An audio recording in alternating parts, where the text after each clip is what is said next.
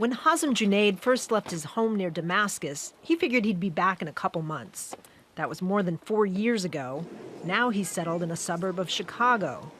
One of his 3 daughters requires regular blood transfusion, which she couldn't get after the war in Syria began.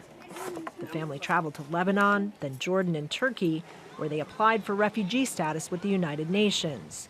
Junaid says it took more than 2 years to get approval to come to the U.S.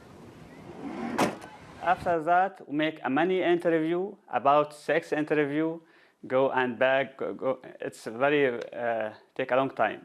President Obama hosted a summit at the United Nations last week in which he and 48 other countries pledged more aid, educational opportunities, and jobs for refugees.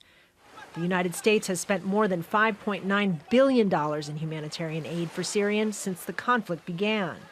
But more than half of state governors in the U.S. oppose resettling Syrians. Who are these people? How do you know? What are we going to do with them? And why are we letting them all in?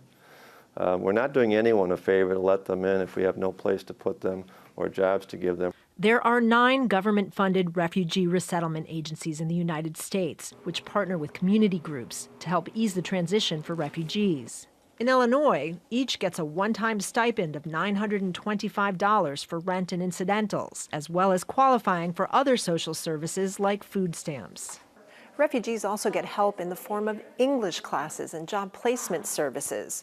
According to the World Relief Resettlement Agency, here in the Chicago area, more than 90% of refugees have a job within 3 months of arriving.